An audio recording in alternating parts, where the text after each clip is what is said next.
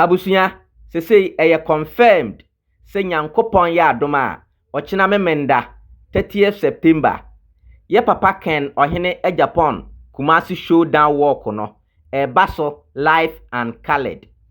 Ye nyina ye nim se ye papa Ken ohene Agyapong etu kwan ko US abrochiman mu ekoye ShowDown tour.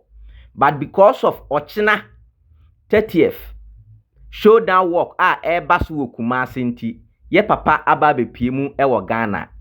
An sese ya menemo kasai ye papa wo Kumasi Nyankopon ya adoma ye ne nyina na ebeye the ShowDown walk in Kumasi. Enti se ochina wa ma wa ha ho papa. Enti obi biara wutie me bo modern se ochina Nyankopon ya adoma ubetumi aba Kumasi ShowDown walk no bi. Na sei na ehon hyehye yete Nyankopon ya adoma ochina nopa 6 o'clock na ye nyina ye hyiam. Hefa na ye behia wo State Boys near Swame Runabout. Enti se wunim ba bia no wo de kase wo kọ Swame Runabout. Enti usi Swame Runabout wa wo de ka kire o mo se o mo nkire where State Boys is ye be kire wo. And obedu ho kra no crowd wa ewo ho no kra no nye obi na be kire wo se eha na ye start. Na ye de anigye momome ene ShowDown show no ato musa ba besi Kumasi Jubilee Park.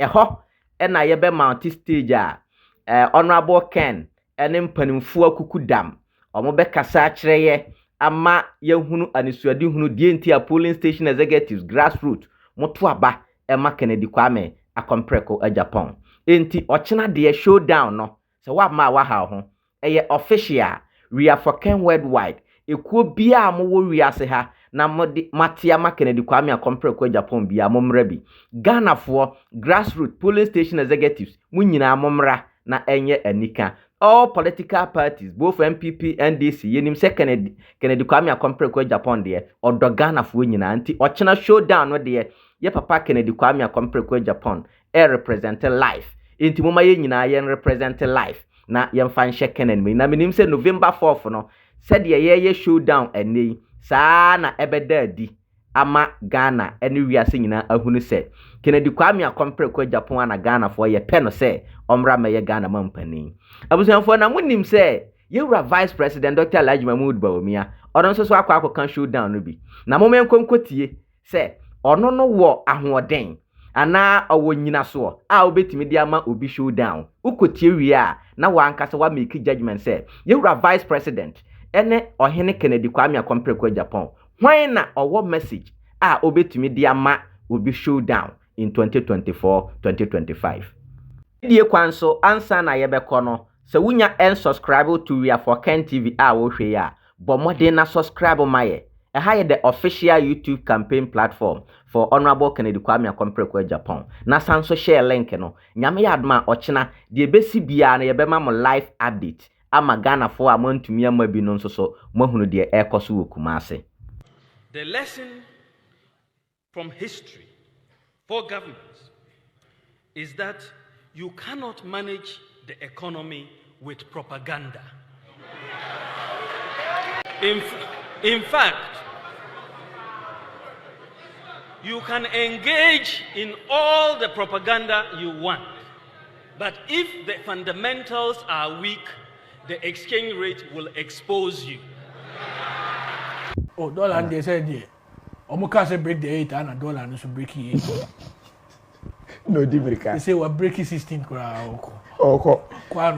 he can talk about it and convince you. So now what are you going to say? You said Mahama, and he's giving the current situation. You said the dollar CD, your time it has been worse.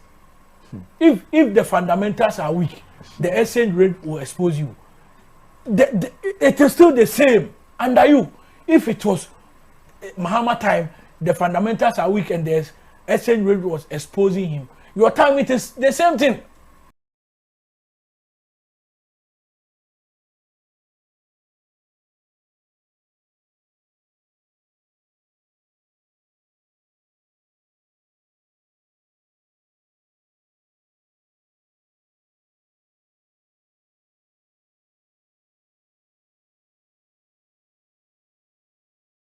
Ensema yewura Vice President Dr. Alhaji Mahmood Bawumia okafa Ghana's economy ho ema ye nyina ye boje ne so enya agidie woni mu se obetumi aboa ama Ghana economy agina ne nan so na enne a mene wo kasai Ghana's economy apro atete apansam asene sede na etie dada no na enne nso so wasanso ba begina yanim abeka kire yen se yemma na akwanya man medi Ghana mampani a ene eseyara na aya na ni message asa na ontumi nkasa mfa Ghana's economy hu bio esan se economy no apro atete apansam na omo ye propaganda se enye vice president na hwe Ghana's economy so eye finance minister minua baabi piara a wobete sa asenu bi ase omo hu vice president Dr. Alhaji Mahmood Bawumia ono na oye the head of economic management team. Vice president na oye the second gentleman of the land. No minister in Ghana here is bigger, powerful and stronger than vice president. Enti so ono tumi kase kan ofuriata finance minister and a control economy na nye vice president then vice president you are very weak and you don't even deserve to be a president because what to me a vice president wo hwe economy so na minister very powerful than you are, then why should we give you the nod to rule Ghana? And the president and so mawa amanfo bi mu na omo so mbe control a untumi nya adwuma no enti vice president the propaganda or the nam say enye ono na ohwe economy so na ye finance minister Ken Ofori-Atta no atrosem ne nadasem say even Bulgaria, if it is indeed true say ye finance minister and vice president control Dr. the affairs of the economy then vice president is very weak, then he doesn't deserve to be the president because unim na dwuma the SSO as vice president that's a Ghana for Samson to very powerful than you minister and a control war a radical Christ we yetibi wo he enti abusuanfo enye ono nko a o moma yen sanso nkonko tie ne nsema a okae okafa IMF ho ene e-levy say ye tax mobile money na ye wi a ye beto aso.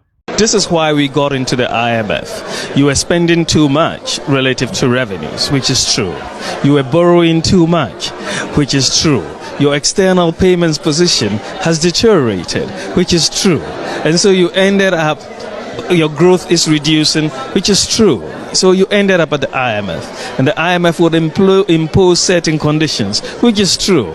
And if you don't do certain things right, the anchor will not hold, which is true. So I'm not quite sure what it is that is not true that I said.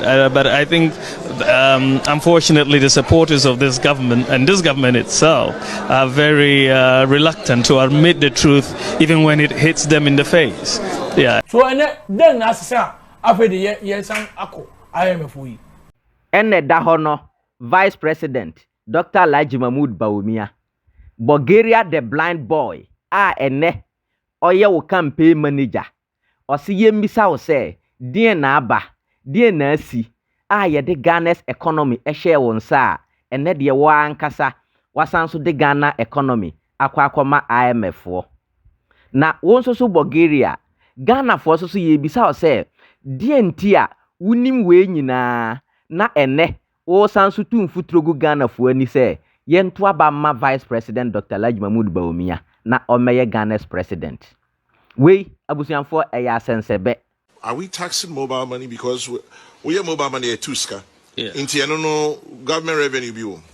No, the point is that you are not taxing mobile money, and it is for me my view and that we should not tax mobile money because mobile money transactions, a lot of the people who are using these transactions are very poor people. You know, someone will get sent 5 CDs on mobile money. Why would you want to tax that? Abusia, you're Vice President, Dr. Alhaji Mahmood Bawumia, on a message view.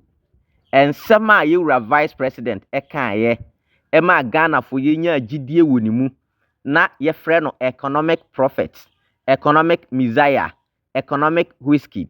Omra na omeje Ghana economy emfiri nkuasom mu na enne aye ne mo kasa yi Yewura Vice President Dr. Alhaji Mahmood Bawumia ama Ghana economy apro atete apansam asensede na etie dada no enne amene mo kasa yi me challenge Yewura Vice President ontumi nkogina baabi biara enkasa mfa Ghana economy hu biu sede na first kakra na wakoye economic lectures kakra na wakoye economic lectures no enne nso so onkoye mayenhwe ontumi because wa fairly Ghana's economy no absolutely wa pro atete no ayeye ho hwe a enyeyi abusunya mamenka ma asembi Yewura Vice President Dr. Alhaji Mahmood Bawumia na onye politician o ne experience intelligent ne field economy na ye nyina nim problems a Ghana economy yewo enti na yenya agidie wo ni mu se onye politician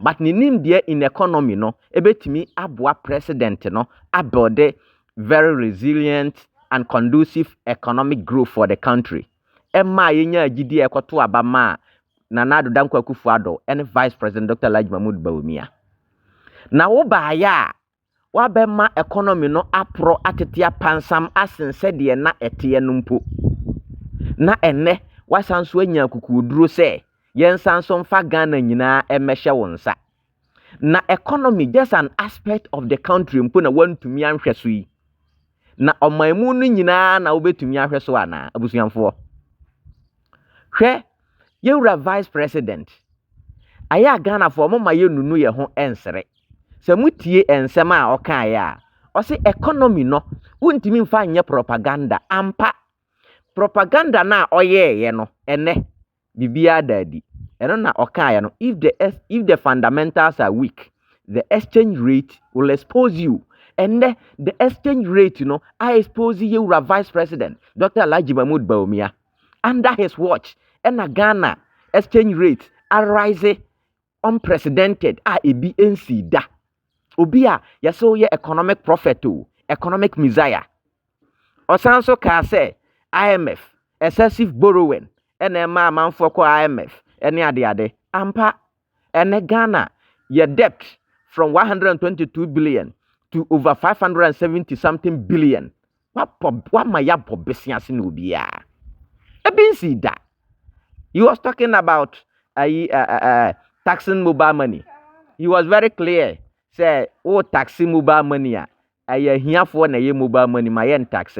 Neba Anesen and the vice president as head of economic management team. Ye taxing mobile money. Is a failure. Ghanaians, mo maye nunu ye honsere. And mo obiya mo muhu. Country no ye nyina ye de. Obiya sunsun obiya. Mon kanchre vice president no say. He doesn't know what it takes to be the vice president to manage the economy of this country. When Timia manage the economy of this country, how can you manage the country as a whole? And if you say Ghana for who you nim kosoro. Now won sema obeke kan ye and no buy wa my economy na puratetia pansam na yensan so mfa Ghana mesha wonsa. And if you say Ghana no yempe. Ye nipa o. Every Ghanaian should be bold enough and speak against that man. He has deteriorated the Ghana's economy. Mayam fa Ghana so meshanensa mane me bo Ghana mayno. We love our country. We have to defend our country. We have to protect our country. Abusunya nsema okan ni bia is clear. Just compare nsema okan ye compared to what is happening. And the vice president so ye bema omra bonten na omeka sanfa the Ghana's economy. Wa fairly poto absolutely.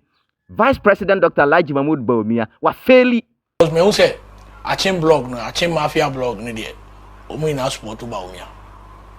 Okay. So omo abato we no will it still going to be a struggle between the Akufo block and then another block? Based on faces are IP and how they are. Oh, that is so because san be the only person obey me, I knew child obey me save woman from the Akufo blog and another blog how he cut across everywhere. They are saying Central MP, Member of Parliament. Kennedy Agyapong. Yeah. Okay, he cut across. MPP is not a bad party. MPP is not a bad party, but we are having a bad leadership. Since Papa we be party anymore. Our party has never seen peace. Now all that could say that trans now you digested the Nanado story ni. Me say Nanado e pass or be president because Sekwa me president Kebia Yebeka say he's the best president Ghana never had. But he's your president he's been exposed. I'm obian say when you said that you bad leader bia or you said that you good leader bia or say we are taking because now President Kufuor President Kufuor time na me nya kola sa you know President Kufuor even issues but how he deals with issues. But Papa we need no or kwai on first dealing the issue. Obia on one the party for suggest say on Sakis minister we kwana say minister be resign and now assign this minister and kra ako also on your caretaker minister. And you insult to party for no. To me that man there I don't take him serious and very soon I am happy he's going to become insignificant and irrelevant. Ghana history mo.